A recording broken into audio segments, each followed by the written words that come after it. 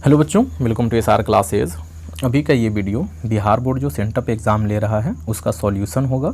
ये social science का Bihar board ने पूछा है। इसका मतलब ये नहीं कि बाकियों के लिए इम्पोर्टेंट नहीं है, काफ़ी इम्पोर्टेंट होगा आपके लिए भी, क्योंकि आपके यहाँ भी एनसीईआरटी का बुक फॉलो होता है, बिहार में भी होता है। तो अगर बिहार ने इस तरीके का क्वेश्चन सेट किया है तो आपके यहाँ भी इसी से मिलता जुलता पेपर आना है। ठीक है बच्चों, तो इम्पोर्टेंट्स देख लेने के बाद आइए अब हम लोग वीडियो को स्टार्ट करते हैं और बढ़ते हैं पहले सवाल की तरफ। पहला सवाल है, यूरोप वासियों के लिए किस देश का साहित्य एवं विज्ञान का ज्ञान प्रेरणा का स्रोत रहा है?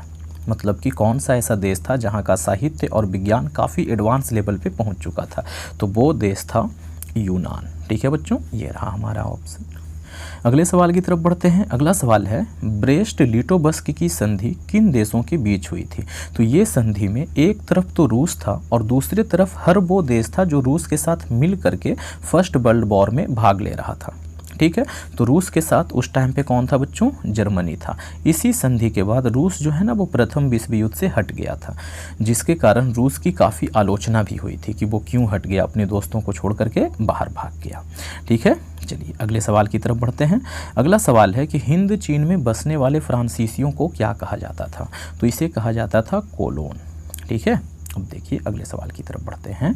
अगला सवाल है हमारा कि वल्लभ भाई पटेल को सरदार की उपाधि किस आंदोलन के दौरान दी गई थी? तो ये आंदोलन था बरदौली का आंदोलन। इसी आंदोलन के दौरान वल्लभ भाई को सरदार की उपाधि दी गई थी। ओके, अब बढ़ते हैं अगले सवाल की तरफ। अगला सवाल देखने से पहले हम लोग थोड़ी सी काम की बातें कर लेते हैं जो कि आपके फ़ायदे की है। अनअकैडमी जो है ना वो अपना कोर्स लॉन्च कर रही है, फाउंडेशन कोर्स। ठीक है, इस कोर्स में आपको क्या क्या मिलना है? सबसे पहले तो आपको लाइव क्लासेस मिलेंगी जो कि आप अपने घर बैठे जहाँ पर भी बैठ के पढ़ना है वहाँ से बैठ के पढ़ सकते हैं। अनलिमिटेड एक्सेस मिलेगा ऑल कोर्सेज, कोई भी कोर्स को आप एक्सेस कर सकते हो जितना मर्जी उतना। ऐसा नहीं है कि दिन में आपने एक बार पढ़ लिया तो उसके बाद आप फिर से उसे एक्सेस नहीं कर पाएंगे। किसी भी टाइम कितना भी चाहो कर सकते हो एक्सेस। ठीक है, अगला है कि आपको प्रैक्टिस सेट मिलेंगे जो कि टेस्ट के लिए होते हैं। ठीक है, तो टेस्ट देने के लिए बहुत सारे प्रैक्टिस सेट आपको उपलब्ध कराए जाएंगे। आगे जो और फीचर्स मिल रहे हैं वो ये है कि बैच कोर्सेज वहाँ पे हैं। इसके अलावा आपको पर्सनल मेंटर्स मिलेंगे जिनके गाइडलाइंस में आप आगे की पढ़ाई करते रहोगे। ठीक है, और भी बहुत सारे फीचर्स हैं, जैसे कि आपको पूरा का पूरा सिलेबस कंप्लीट कराया जाएगा डिटेल में। इसके अलावा आप अपने डॉट पूछ सकते हैं, उसको क्लियर किया जाएगा time to time. Live test series भी मिलता है आपको, और साथ ही साथ स्टडी मटेरियल मिलेगा पीडीएफ के फॉर्मेट में। ठीक है, ये सारा कुछ हो गया। अब सवाल उठता है कि हम लोग अनअकैडमी को किस तरीके से यूज़ करेंगे, यानी कि उसका सब्सक्रिप्शन लेंगे। तो इसके कुछ स्टेप्स यहाँ पे दिए गए हैं। सबसे पहले तो आपको ऐप इंस्टॉल करना पड़ेगा, उसके बाद यहाँ पे जाना पड़ेगा, आप यहाँ पे क्लिक करोगे। ठीक है, तो आपको इस तरीके से एक पॉपअप विंडो खुल जाएगा। यहाँ पे आपको एनटीएसई के लिए, अभी आप चूँकि क्लास 10th में हैं तो एनटीएसई का जो बैच है ना उसको सिलेक्ट कर सकते हो। जो भी बैच आपको लेना है बैच सिलेक्ट करेंगे। सिलेक्ट करने के बाद यहाँ पे ऑप्शन आ जाएंगे कि आपने जो बैच सिलेक्ट किया है उसकी क्या प्राइस है। ठीक है, आपको उसी अकॉर्डिंग जो भी आपको चाहिए वो ले सकते हो। काफ़ी अच्छा है ये, यहाँ पे बाकी सारे में नहीं मिलता है। यहाँ पे ना आप कोई कोर्स सिर्फ 1 महीने के लिए भी परचेज कर सकते हो। अगर आप कोई कोर्स 1 महीने के लिए लेते हो तो देखिए यहाँ पे उसका प्राइस दिया हुआ है 3500 रुपीज़। ठीक है, अगर वही कोर्स आप 3 महीने के लिए लेते हो तो पर मंथ के हिसाब से उसका जो प्राइस है वो रिड्यूस हो जाता है। ठीक है, तो इस तरीके से ले सकते हैं। यहाँ पे फिर आपको थोड़े से अपनी इन्फॉर्मेशन डालने होंगे, कार्ड्स वगैरह की, और फिर अप्लाई कर दीजिएगा तो आप कोर्स परचेज कर चुके हैं। ठीक है जी, अब आप मेंबर बन चुके हैं अनअकैडमी का। देखिए अभी थोड़ा सा और डिटेल में अगर हम इसे समझने की कोशिश करें तो अगर हम एनटीएसई की बात करें जो कि ओलंपियाड के लिए भी है, तो पर मंथ के हिसाब से अगर आप 1 महीने के लिए ख़रीदते हो तो 3500 रुपीज़ पेड करने होंगे। अगर आप 3 मंथ के लिए लेते हो तो आपको पर मंथ के हिसाब से सिर्फ 2917 रुपया देना होगा, यानी कि 8750 रुपया। और अगर 6 मंथ का ख़रीदते हो तो पर मंथ के हिसाब से देखिए प्राइस कितना रिड्यूस हो गया है, पर मंथ के हिसाब से इतना रुपया पड़ेगा। ठीक है बच्चों, तो इस तरीके से कुछ है जो कि अगर आप लोग चाहते हो कि लें तो ज़रूर लें। मेरा तो यही कहना होगा कि आप लोग ज़रूर लें, इसे काफ़ी फ़ायदा होता है। एनटीएसई के बारे में मैं कई बार पहले भी बता चुका हूँ, एक बार फिर से बताता हूँ। स्कॉलरशिप प्रोग्राम है, अगर आपने इसे क्रैक कर लिया तो आपको अच्छा खासा रकम मिलता है सरकार की तरफ से, जो कि आपके आगे की पढ़ाई में काफ़ी मदद करने वाली है। ठीक है बच्चों, तो आप एक बार ज़रूर जाएं यहाँ पे और सब्सक्रिप्शन लें। आइए अब हम लोग बढ़ते हैं अपने पढ़ाई की तरफ। तो हमारा अगला सवाल है कि जमशेदजी टाटा ने टाटा आयरन एंड स्टील की स्थापना कब की थी? तो इसका आंसर है 1907 ईस्वी में। 2 करोड़ की पूंजी के साथ इस कंपनी का स्थापना हुआ था, 1907 ईस्वी में किया गया था। ठीक है बच्चों, 27 अगस्त का दिन था वो। आप लोग इसे आप चाहें तो दिन के साथ याद रख सकते हैं। अगले सवाल की तरफ बढ़ते हैं। अगला सवाल है कि अस्थायी कृषि के प्रभाव से कैसा जमाखोरी संभव हुआ है? ठीक है, शांति मिला है, ज्ञान मिला है, बहुमूल्य धातुओं का ये जमाखोरी संभव हुआ है। तो यहाँ पे ये कोई नहीं है, संपत्ति का जमाखोरी संभव हुआ है। ठीक है बच्चों, अगले सवाल की तरफ बढ़ते हैं।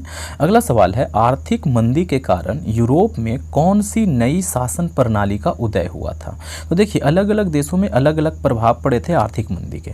तो यूरोप में तो कोई मतलब एक देश के बारे में कहा नहीं जा सकता, लेकिन वहाँ पे जो जर्मनी था वहाँ पे फासीवाद और नाजीवाद शासन का ये पड़ गया था। ठीक है, नया प्रणाली निकला था, इस प्रणाली का उदय हो गया था। ठीक है, तो ये हमारा आंसर हो जाना चाहिए। अगले सवाल की तरफ बढ़ते हैं। अगला सवाल है कि किस पत्र ने रातों रात वर्नाक्यूलर प्रेस एक्ट से बचने के लिए अपनी भाषा बदल दी थी? ये सवाल मैं पहले भी करवा चुका हूँ जब मैं ये मॉडल सेट करवा रहा था। तो इसका आंसर क्या है बच्चों? अमृत बाजार पत्रिका। ठीक है, बहुत से सवाल मिल रहे हैं जो मैंने मॉडल सेट करवाया है ना उससे, तो आप लोग एक बार देख सकते हैं इस चीज़ को। और मॉडल सेट जब मैं करवाता हूँ लाइव क्लास में तो आप लोग ज़रूर जुड़ें। अगला सवाल है कि भूमंडलीकरण की शुरुआत कब हुई थी? तो भूमंडलीकरण की शुरुआत जो इंडिया में हुई थी ना, वो हुई थी 1991 ईस्वी में, यानी कि 1990 के दशक में। ओके, हाँ जी। अगला सवाल है कि लैंगिक विभाजन से आप क्या समझते हैं? तो लैंगिक विभाजन का मतलब होता है कि समाज द्वारा स्त्रियों और पुरुषों को दी गई असमान भूमिकाएं। ठीक है जी, ये होता है लैंगिक विभाजन का मतलब, जो कि इस बच्चे ने भी बिल्कुल सही बनाया है। ओके, अगले सवाल की तरफ बढ़ते हैं। संघ राज्य की एक विशेषता नहीं है, कौन? तो इकहरी शासन व्यवस्था, ये संघ राज्य की विशेषता नहीं है। ओके, हाँ जी। अगले सवाल की तरफ बढ़ते हैं। अगला सवाल है सूचना के अधिकार आंदोलन की शुरुआत कहाँ से हुई है? तो राजस्थान से हुई है। काफ़ी इंपॉर्टेंट सवाल है ये, इसे ज़रूर याद रखना है आप लोगों को। ठीक है, अगले सवाल की तरफ बढ़ते हैं। निम्नलिखित में कौन सा प्रमुख उद्देश्य प्रायः सभी राजनीतिक दलों का होता है? तो सारे के सारे राजनीतिक दल का एक ही उद्देश्य होता है, वो होता है सत्ता की प्राप्ति। वो सभी सत्ता प्राप्त करना चाहते हैं। ठीक है, अगला सवाल है कि 15वीं लोकसभा चुनाव से पूर्व लोकतंत्र में महिलाओं की भागीदारी कितनी थी? ये सवाल भी मैंने मॉडल सेट में करवाया था, तो अगर आप लोगों ने उस वीडियो को देखा है तो बताइए कि इसका आंसर कितना होगा। कमेंट बॉक्स में ज़रूर बताएं। ये सवाल सिर्फ एक ऐसा सवाल है जिसे मैं आप लोगों के ऊपर छोड़ रहा हूँ। अगर आपने वो वीडियो नहीं देखा है तो गूगल करके बताइए, लेकिन बताइए ज़रूर। ठीक है, ये सवाल मैं आप लोगों के ऊपर छोड़ रहा हूँ। ओके, अगला सवाल है कि राजनीतिक दलों की मान्यता और उनके चिन्ह किसके द्वारा प्रदान किए जाते हैं? मतलब कि राजनीतिक दल मान्य है या नहीं है, उसको कौन सा चुनाव चिन्ह दिया जाएगा, ये सब किसके द्वारा होता है? तो ये सब होता है निर्वाचन आयोग के द्वारा। ठीक है बच्चों, अगले सवाल की तरफ बढ़ते हैं। अगला सवाल है कि निम्नलिखित में कौन भारतीय किसान यूनियन के प्रमुख नेता थे? तो इस बच्चे ने गलत बनाया है, इसकी बातों पे नहीं जाना है। जो मैं बता रहा हूँ वो ध्यान से सुनना है। वो है महेंद्र सिंह टिकैत। ओके, ये थे भारतीय किसान यूनियन के प्रमुख नेता। ओके, अगले सवाल की तरफ बढ़ते हैं। अगला सवाल है कि निम्नलिखित में कौन राष्ट्रीय दल नहीं है? देखिए, तो यहाँ पे थोड़ा सा कन्फ्यूज़न हो सकता है बच्चों को। बहुजन समाज पार्टी तो है राष्ट्रीय दल, इसके अलावा भारतीय जनता पार्टी भी है। अब इन दोनों में ना थोड़ा सा टेंशन हो जाता है, लेकिन राष्ट्रीय जनता दल भी 2008 ईस्वी में राष्ट्रीय दल बन चुका है। ठीक है, पूरे देश में अब ये अपने कैंडिडेट को उतार सकता है, लेकिन लोक जनशक्ति पार्टी अभी भी एक क्षेत्रीय पार्टी है। तो हमारा आंसर क्या हो जाएगा? लोक जनशक्ति पार्टी। कुछ समय पहले तक ये भी क्या था? क्षेत्रीय पार्टी था। ठीक है जी, अगले सवाल की तरफ बढ़ते हैं। अगला सवाल है कि राजनीतिक दलों की नींव सर्वप्रथम किस देश में पड़ी थी? तो ब्रिटेन में पड़ी थी। सबसे पहले राजनीतिक दल वहीं बनाए गए थे। ठीक है, हाँ जी। अगला सवाल है कि निम्नलिखित में से किसे लोकतंत्र का प्राण माना जाता है? तो ये सवाल ना काफ़ी कंट्रोवर्शियल है, काफ़ी विवाद है इस पे। कुछ लोगों का कहना है कि राजनीतिक दलों को माना जाता है, कुछ लोगों का कहना है कि संविधान को माना जाता है, लेकिन ज़्यादा लोगों का यही कहना है कि राजनीतिक दल जो है ना वो किसी भी लोकतंत्र का प्राण है। ओके, हाँ जी, तो आप ये आंसर लगा सकते हो राजनीतिक दलों को। अगला सवाल है हमारा कि समान ऊंचाई वाले स्थानों को मिलाने वाली जो काल्पनिक रेखा है उसे क्या कहते हैं, तो उसे कहते हैं समोच्च रेखा। ये सारे के सारे सवाल ना काफ़ी इंपॉर्टेंट है, एग्जाम में मुझे ऐसा लगता है कि 15 से 20 सवाल आपको मिलेंगे यहाँ से, ठीक है। तो इसकी ना तैयारी पूरी करनी है बच्चों। अगला सवाल है कि बिहार में सबसे अधिक आबादी वाला जिला कौन सा है, तो सबसे अधिक आबादी वाला जिला है पटना। और अगर आपसे ये पूछे कि सबसे ज़्यादा घना जिला कौन सा है, तो वो है शिवहर। शिवहर जो है उसमें बहुत ज़्यादा आबादी है और बहुत कम क्षेत्र में वो है, तो बहुत घनी आबादी है वहाँ पे। ओके, हाँ जी। अगला सवाल है कि बिहार के किस शहर में जूट उद्योग स्थापित है, बिहार के किस शहर में जूट उद्योग स्थापित है। तो जूट उद्योग के लिए जो शहर सबसे ज़्यादा फेमस है ना, वो यहाँ पे ऑप्शन में है ही नहीं, ठीक है। तो यहाँ पे कटिहार में भी 2 जूट मिलें हैं, एक बड़ी मिल और एक छोटी मिल, या तो शायद एक नई और पुरानी मिल कर करके है। तो हमारा ये ऑप्शन सही हो जाएगा, कटिहार। ओके, हाँ जी। अब अगले सवाल की तरफ बढ़ते हैं। अगला सवाल है कि खाद कारखाना कहाँ स्थित है, तो खाद कारखाना हमारा बरौनी में स्थित है, ठीक है। आगे के सवाल की तरफ बढ़ते हैं। अगला सवाल है कि चूना पत्थर का उपयोग मुख्यतः किस उद्योग में किया जाता है, तो चूना पत्थर जो है ना एक रॉ मटेरियल की तरह इस्तेमाल किया जाता है सीमेंट उद्योग में, ठीक है बच्चों। अब हम लोग बढ़ते हैं आगे और देखते हैं अगले सवाल को। तो अगला सवाल करने से पहले हम लोग थोड़ा सा अनअकैडमी के बारे में देख लेते हैं कि वहाँ पे कौन सा ऐसा कोर्स न्यू लॉन्च हो रहा है जो कि हमारे फ़ायदे का है। तो वहाँ पे एक बैच स्टार्ट हो रहा है जिसे उन लोगों ने नाम दिया है kick start your annual exam preparation with Unacademy, ठीक है। ये एक बैच स्टार्ट हो रहा है। इस वाले बैच में आप लोग ज्वाइन हो सकते हैं और अपना जो तैयारी है ना उसको काफ़ी स्ट्रॉन्ग कर सकते हैं। अभी से ही आप लोग IIT JEE नीट वगैरह की अगर तैयारी करना चाहते हैं तो अभी से ही जुड़ जाइए, क्योंकि उसकी तैयारी आप क्लास 12 में जा कर के नहीं कर सकते। जो बच्चा को IIT JEE कंप्लीट करना होता है, नीट क्रैक करना होता है ना, वो अपनी तैयारी क्लास 9 से ही स्टार्ट कर देता है, ठीक है जी। तो वो फाउंडेशन बैच यहाँ पे स्टार्ट हुआ है, यहाँ अनअकैडमी पे। इसके लिए आपको सब्सक्रिप्शन लेने होंगे, कुछ फ़ीस देने होंगे, तभी आपको ये वाली चीज़ें मिलेगी। इसके बदले में आपको उस फीस के बदले में बहुत सारी फैसिलिटीज़ दिए जाते हैं, बहुत सारे फीचर्स दिए जाते हैं। तो मैं तो यही कहूँगा कि आप लोग वहाँ पे जाएं, जा कर के सब्सक्रिप्शन लें और बढ़िया से अपनी पढ़ाई को कंप्लीट करें, ठीक है बच्चों। तो ये हो गया थोड़ा सा अनअकैडमी के बारे में एक शॉर्ट सा डेमो। अब हम लोग आगे बढ़ते हैं, अपनी पढ़ाई को कंटिन्यू करते हैं। तो हमारा अगला सवाल है कि निम्नलिखित में कौन सा जिला गन्ना उत्पादक नहीं है। तो जितने भी उत्तरी बिहार वाले क्षेत्र हैं ना वहाँ पे गन्ना होता है, लेकिन यहाँ पे एक ऐसा जिला दिख रहा है जो कि उत्तरी बिहार में नहीं है, बांका, ठीक है बच्चों। तो यहाँ पे ये हमारा ऑप्शन सही हो जाएगा। अगला सवाल है हमारे सामने कि बिहार के जो जूट उत्पादन है उनमें क्या हो रहा है, बढ़ रहा है उत्पादन, घट रहा है, स्थिर है, या इनमें से कोई नहीं। तो जूट का उत्पादन है ना वो लगातार कमता चला जा रहा है, उनमें गिरावट आती चली जा रही है। ओके बच्चों, अब हम लोग अगले सवाल की तरफ बढ़ते हैं। किस वर्ष इंडियन एयरलाइंस को इंडियन नाम दिया गया, कौन सा ऐसा वर्ष है जब इंडियन एयरलाइंस को बदल करके सिर्फ इंडियन नाम दे दिया गया, ठीक है। तो इस सवाल का जवाब हो जाएगा 2005, ये हमारा करेक्ट आंसर हो जाएगा।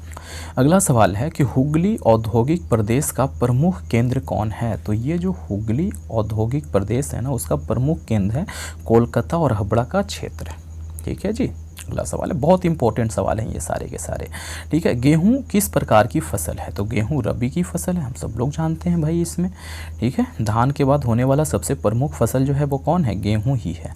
अगला सवाल है कि यदि किसी वस्तु या सेवा का मूल्य 20 लाख से अधिक और 1 करोड़ से कम हो और वो वस्तु या जो सेवा है वो डिफेक्टिव निकल जाए, तो हम अगर कंप्लेन करना चाहें तो कहाँ कंप्लेन करेंगे, सवाल ये है। तो इसके लिए जो कंप्लेन करना होगा हमें वो करना होगा राज्य आयोग में। यहाँ पे ऑप्शन बी जो है ना वो करेक्ट हो जाएगा ये, ठीक है। 1 करोड़ से ज़्यादा का अगर कोई वस्तु हो या सेवा हो तो उसके लिए फिर हम लोग राष्ट्रीय आयोग में कंप्लेन करेंगे, ठीक है। तो ये थोड़ा सा एक्स्ट्रा मैंने बता दिया। अब हम लोग बढ़ते हैं अगले सवाल की तरफ। अगला सवाल है कि निम्नलिखित में कौन बहुराष्ट्रीय कंपनी है। बहुराष्ट्रीय कंपनी का मतलब होता है कि एक ऐसी कंपनी जिसका जो प्रोडक्ट है, माल है, वो कई सारे देशों में बिकता है। तो यहाँ देखिए, यहाँ फोर्ड मोटर्स हर जगह बिकता है भाई, इनकी गाड़ियाँ। ये जो सैमसंग है इनका मोबाइल तो हर देश में पाया जाता है। कोका कोला हर देश में है। तो मतलब कि इनमें से सारे, ठीक है जी, ये सभी के सभी बहुराष्ट्रीय कंपनियां हैं। अगला सवाल है कि नई आर्थिक नीति जो है उसकी मुख्य विशेषताओं में से कौन सी एक विशेषता नहीं है। नीचे 4 ऑप्शन दिए गए हैं, चारों में से कौन सा ऐसा विशेषता है जो कि नई आर्थिक नीति में नहीं अपनाया गया था। तो वो कौन है भाई? उदारीकरण, हाँ जी अपनाया गया था। निजीकरण, ये नहीं अपनाया गया था। तो यही हमारा आंसर है, हमें वो चाहिए था जो कि नई आर्थिक नीति में नहीं था। वैश्वीकरण अपनाया गया था, समाजीकरण अपनाया गया था। ठीक है जी, हाँ जी। अगले सवाल की तरफ बढ़ते हैं। आर्थिक विकास के मुख्य रूप से जो 3 क्षेत्र हैं उनमें से कौन एक क्षेत्र नहीं है?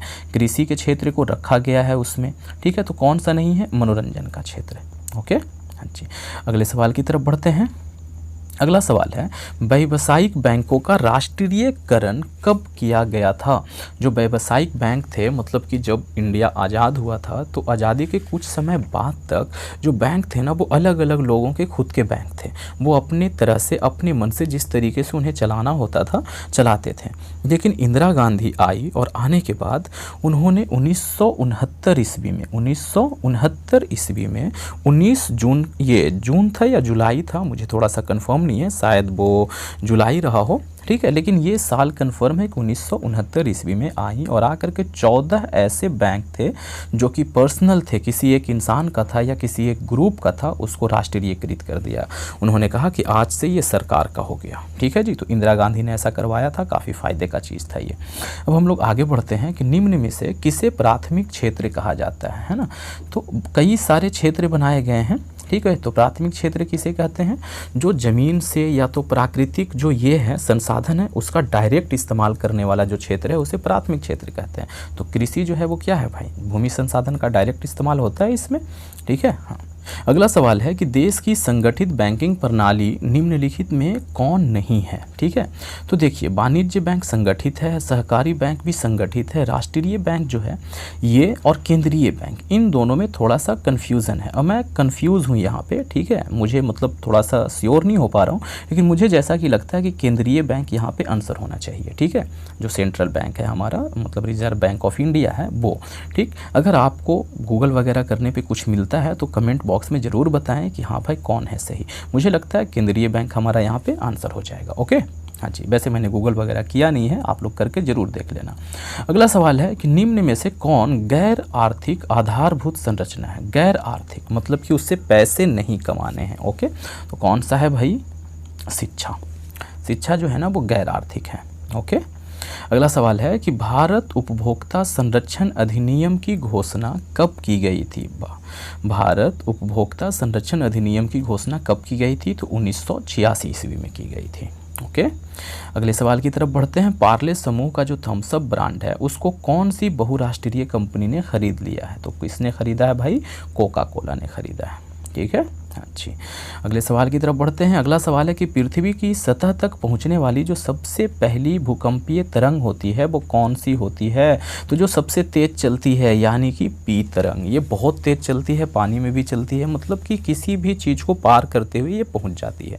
तो सबसे पहले यही पहुंचती है। ओके, पी तरंग। ओके जी, अब हम लोग आगे बढ़ते हैं। संचार का सबसे लोकप्रिय साधन कौन है भाई? तो आज के डेट में तो एक ही है जिससे आप पढ़ रहे हो, यानी कि मोबाइल। ओके, हो सकता है आप में से कुछ बच्चा लैपटॉप से भी पढ़ रहा हो, तो बुरा नहीं मानना है। ठीक है, हाँ। अगले सवाल की तरफ बढ़ते हैं।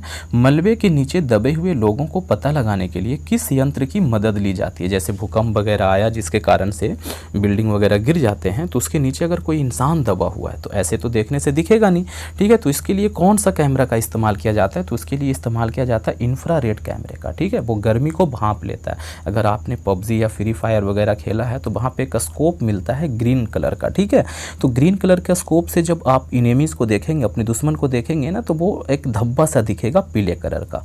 ठीक है, तो वो इंफ्रारेड कैमरा होता है, जहाँ पे अगर कोई थोड़ा सा भी गर्मी हो, हरकत हो, तो उसे ये कैच कर लेता है। ठीक है, तो बॉडी हमारा गर्म होता है ना जी, तो उसे ये कैच कर लेता है इंफ्रारेड। ठीक है जी, अब हम लोग बढ़ते हैं अगले सवाल की तरफ। अगला सवाल है कि उत्तराखंड क्या है भाई? भूकंप प्रवण है, मतलब कि वहाँ पे भूकंप ज़्यादा आता है, सुनामी ज़्यादा आता है, सुखाड़ आता है, या इनमें से कोई नहीं? मुझे लगता है इनमें से कोई नहीं होना चाहिए, लेकिन भूकंप भी वहाँ पे आते रहता है। तो यहाँ पे भूकंप है। वैसे सबसे ज़्यादा जो उत्तराखंड में आता है वो आता है भूस्खलन, यानी कि ज़मीन जो है ना वो ऑटोमेटिक, जो वहाँ पर पहाड़ी इलाका है ना, तो वो मतलब सरकते रहता है, गिर जाता है अचानक से। भाई कोई पहाड़ जो है वो टूट के क्या हो गया, गिर गया। तो सबसे ज़्यादा यहाँ पे वो आता है, उसके बाद भूकंप आता है। ठीक है, हाँ जी। तो अगले सवाल की तरफ बढ़ते हैं। अगला सवाल है कि निम्नलिखित नदियों में से किसे बिहार का शोक कहा जाता है। हम सभी बच्चे जानते हैं भाई कि किसे कहा जाता है, लेकिन फिर भी ये सवाल बार बार पूछा जाता है, तो याद रखिएगा किसे कहा जाता है, कोसी। देखिए ये बच्चा अभी भी गलत करके आया है, गंगा लिखा है इसने। ठीक है जी, अगले सवाल की तरफ बढ़ते हैं। अगला सवाल है कि निम्न में से कौन मानव जनित आपदा है। मानव जनित आपदा जिसमें इंसान जो है ना वो मुसीबत को बुलाए, कौन सा ऐसा है यहाँ पे। तो सांप्रदायिक दंगा है भाई, ये आतंकवाद ये भी मानव जनित आपदा है, महामारी ये भी मानव जनित आपदा है। तो इनमें से सभी, ये हमारा हो जाएगा करेक्ट आंसर। ओके, हाँ जी। अगले सवाल की तरफ बढ़ते हैं। अगला सवाल है कि भूकंप क्या है, प्राकृतिक आपदा है, मानव जनित आपदा है, सामान्य आपदा है। तो वो प्राकृतिक आपदा है। ठीक है, प्रकृति देती है ये आपदा। अगला सवाल है कि सुखाड़ का कारण क्या है, कम वर्षा होना। हाँ जी, कारण है कम वर्षा हो तो सुखाड़ होगा। मानसूनी वर्षा की सीमित अवधि, मतलब कि जो बरसात का मौसम होता है 4 महीने के लिए जनरली होना चाहिए, मान लो कि मतलब 1 महीने में ही बरसात ख़त्म हो जाए तब भी सुखाड़ आ सकता है। इसके अलावा अपर्याप्त जल संरक्षण, जो जल हम लोग बारिश के कारण गिरता है, बारिश के होने से जो जल नीचे आता है उसे अगर हम लोग संभाल के नहीं रख पाएँ तो इससे भी सुखाड़ आने की संभावना है। तो इनमें से सभी हो जाएगा हमारा करेक्ट आंसर। ठीक है जी, तो उम्मीद करता हूँ कि आप लोगों को ये वीडियो बहुत पसंद आया होगा। अगर पसंद आया है तो इसे एक लाइक करें, दोस्तों में शेयर करना बिल्कुल ना भूलें, और अगर आप कोई सुझाव देना चाहते हैं तो कमेंट बॉक्स में ज़रूर बताएं। ठीक है बच्चों, और इसका जो सब्जेक्टिव वाला पार्ट है वो हम लोग लाइव क्लास में कवर करने वाले हैं। तो thank you, thanks for watching.